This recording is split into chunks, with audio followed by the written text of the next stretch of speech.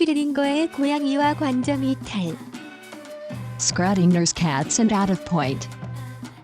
물리적 실험에서 발견한 동시 문제는 관측의 문제로 번지게 되는데 이 이야기가 슈레딩거의 고양이 이야기이다. Radium, alpha decay, and radioactivity emission. 50% per hour. Sensor. Sense the radioactivity and turn on the toxic gas. Toxic gas emission. 50%. The cat. Am I alive or dead? 50% alive. 50% dead.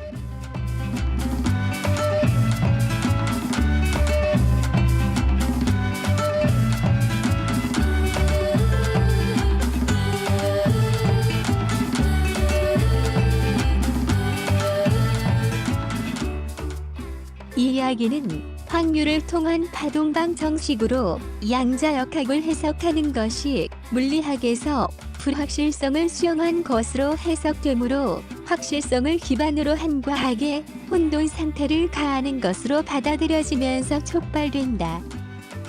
입자론의 한계에 봉착한 코펜하겐이 파동론의 연장선에서 확률을 통한 파동방 정식을 사용하게 된다.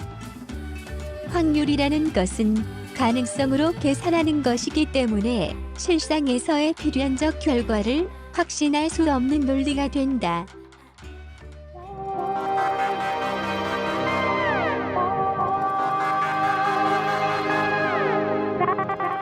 관찰할 수 없는 방에 고양이가 있다. 이 방에는 방사능 발생기와 방사능 감지 센서가 있고 이 방사능 센서는 방사능을 감지하면 독가스를 방 안에 방출한다. 방사능 발생기는 라듐이 시간당 50% 확률로 알파 붕괴하여 방사능을 방출한다. 방사능 발생기가 작동한 후 1시간이 흐른 시점에 고양이가 죽었는지 살았는지 답을 구한다. 물리학에서 코펜하겐이 양자를 연구하는데 확률을 근거로 논리를 풀어간다. 이것은 방사능을 확률로 계산했기 때문에 실제 현상으로 나타나는 정확한 답을 구할 수 없음을 의미한다. 비가 올 확률 50%가 정확한 답이 아닌 것과 같다. 내일 50%의 비 올 확률은 내일 그 지역에 가봐야 정확한 답을 알 수 있다. 시간당 50%의 방사능이 나타난다는 것은 1시간 후에 방사능이 나타날 수도 있고 나타나지 않을 수도 있다는 것을 의미한다. 따라서 파동론의 양자 물리학은 그 답을 확률로만 할 수 있고 그 확률적 요소가 복합적일 때는 무의미한 확률이 나타나게 된다. 확률도 무한에 접근하는 하나의 방법이다. 그런데 무한은 방정식의 근의 해와 같이 단적인 답을 구하는 것이 아니라 흐름을 보는 것이다. 파동론은 사인 곡선과 같이 원을 기반으로 한 흐름을 사용하는 논리인데 이를 입자론과 같은 정답의 형식으로 표현한 것이 확률이다. 즉, 관점의 차이가 석학들에게도 혼돈으로 다가온 것이다. 안타깝게 보일 수 있지만 자신이 구사하는 논리가 어떤 것인지를 인식하지 못한 채 논리를 이어간 것에 대한 통찰의 주안점이 있었다. 그러나 사람들은 원리의 흐름을 보려 하기보다는 혼란스러운 고양이 이야기에만 집중하게 된다. 혼돈은 관점에서 유래한다.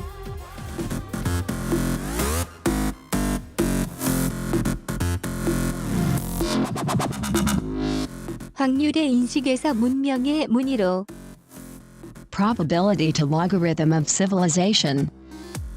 로또와 같이 번개에 맞을 확률보다는 희박하지만 거의 매번 번개를 맞는 사람이 나타나는 것과 같이 이론상의 확률은 실제의 현상과 다른 결과를 낳을 수 있다.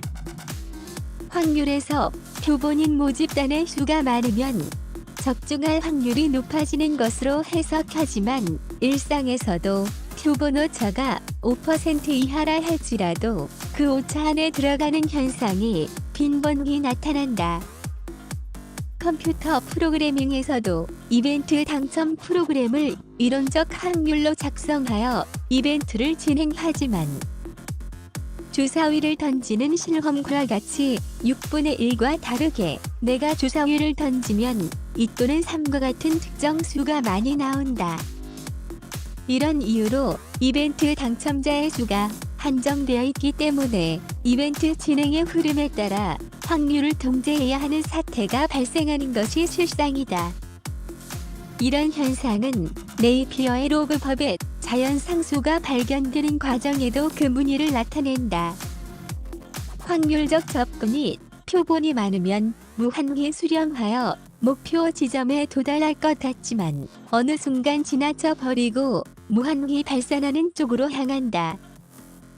그리고 그 흐름 중 나의 의도에 맞는 부분만 취하고 지나쳐 발산하는 쪽은 버려버린다. 이런 논리가 선분 논리라 할 수 있다. 선분 논리는 원하는 부분만 취한다. 결국 물리적 문제는 관점에 따른 관측적 인식의 문제인 철학과 융합된다. 철학이 인문학적이라 문학과 같이 감성적인 것으로 편견을 갖고 있는 대중들이 많다. 그러나 철학은 인간의 두뇌 회로로 정립되는 학문이기 때문에 철저하게 합리적이며 논리적인 흐름 속에만 존재한다. 따라서 철학은 수학과 논리의 흐름을 연구하는 점에서 같은 학문이라 할 수 있다. 단지 둘 사이에 선호하는 언어의 형태가 다를 뿐이다.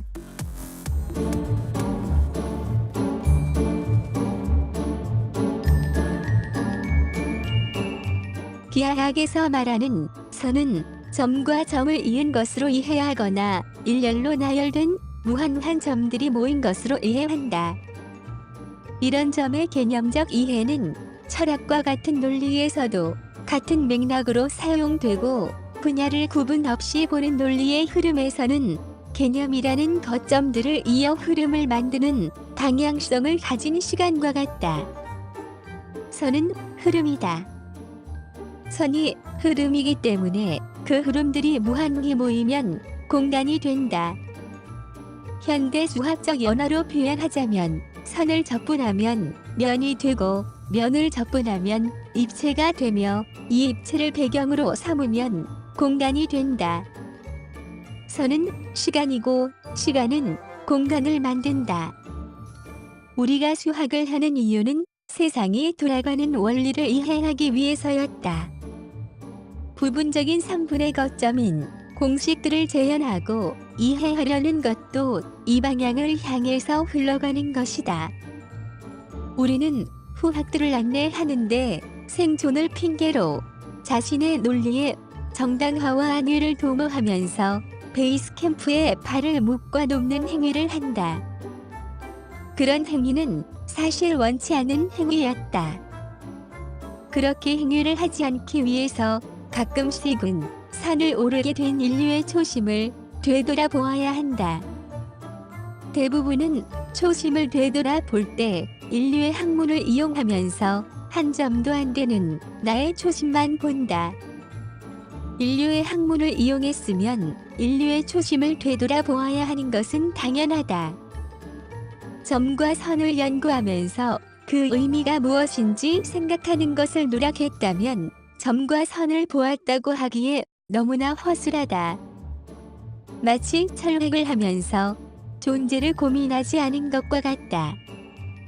점과 선은 점이 모여서 선이 만들어지는 단편적 현상에서 수학적 논리가 끝나는 것이 아니며 수에 학을 더하는데 아주 기초적인 사유의 대상이다.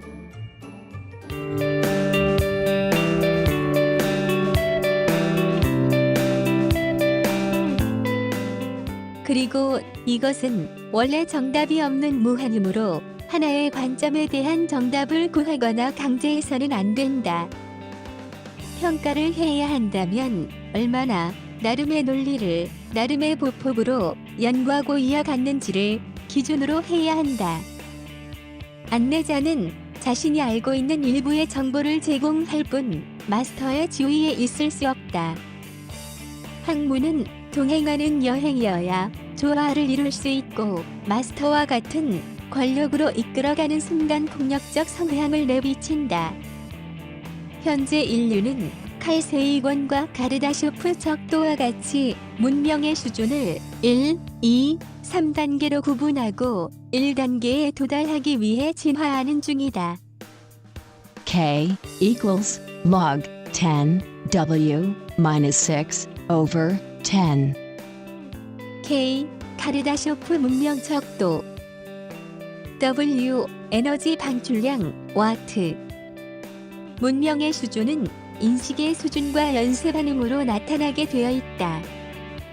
아마도 1단계 수준에 도달하게 되면 위대한 학자, 학문을 이끌었던 학자 등 그와 같은 수식어를 부끄러워하게 될 것이다.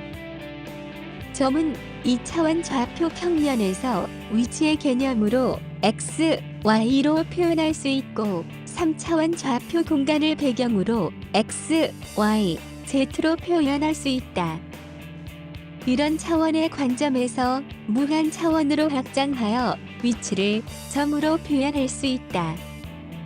이외에도 어떤 흐름의 방향성이 없는 상태에서 다른 의미를 부여하여 객체를 정의했을 때도 점에 해당한다. 이런 점들을 개념과 용처에 따라 구분하자면 플러스 마이너스 0과 같이 의미를 담아 플러스 마이너스 점으로 개념화하여 논리를 전개해 나갈 수도 있다.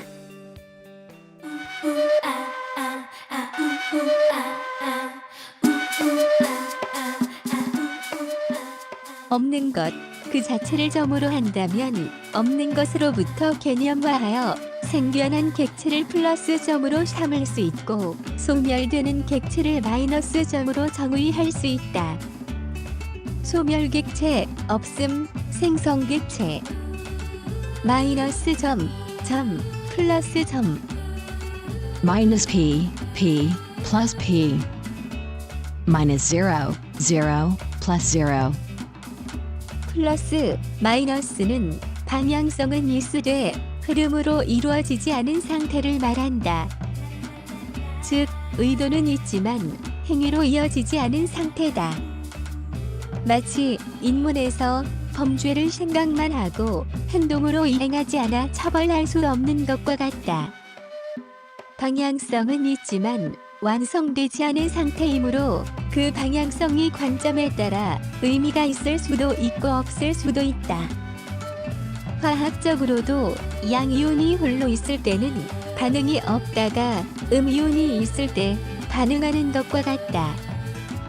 그래서 부채가 마이너스 100원 있어 사람이 걱정하는 것은 음이 미래에 반응할 것을 걱정하는 것이지 현재 상태인 것을 심랑내하는 것이 아니다. 반대로 플러스 100원이 있어 풍족한 소유감은 미래를 염두에 두어 느끼는 행복감이라 할 수 있다. 이런 심리학적 논리도 수학적으로 계산할 수 있으며 이런 문제는 시제의 구분의 문제로 연쇄 반응을 일으킨다. 과거, 현재, 미래가 명백히 구분할 수 없다는 원리가 수학적 논리를 통해 명료하게 인식되면 이 논리의 전개는 현재가 중요한가, 미래가 중요한가의 갈등이나 프레임 논쟁에서 벗어날 수 있게 된다. 갈등의 프레임에서 처음 맞이하는 방식인 싸움을 벗어나 평화로운 조화의 길을 찾는 것은 인식의 문제로 모아지게 된다. 싸워진 것에 대해 싸워 이기려는 것은 무한한 싸움의 회전 흐름을 만들어 모두가 원치 않은 결과를 무한히 양산해낸다.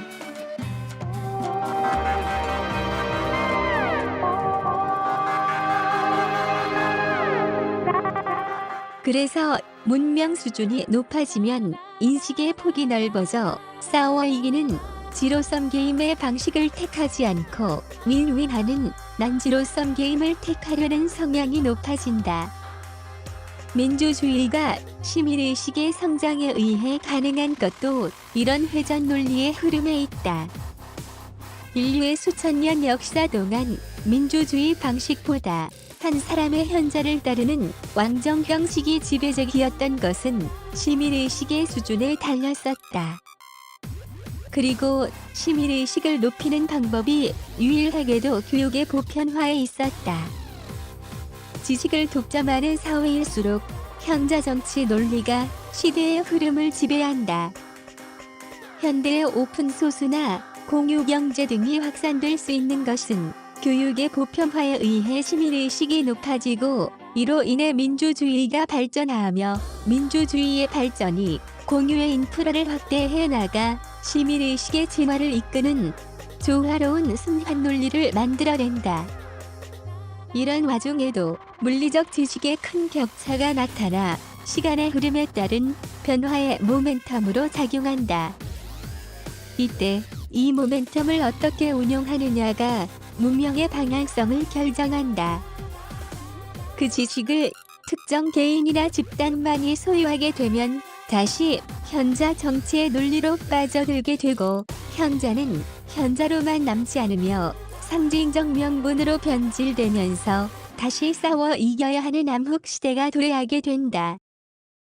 플러스 마이너스 점은 플러스 마이너스 0과 같은 성격을 가졌다. 점이란 흐름을 멈춘 상대적인 상태다. 숫자에 대비하자면 0은 기준점 또는 중간점을 의미한다. 그래서 변화의 모멘텀을 0으로 설정하고 마이너스 0인지 플러스 0인지를 보고 현상에 대응할 필요가 있다. 점은 0과 같다.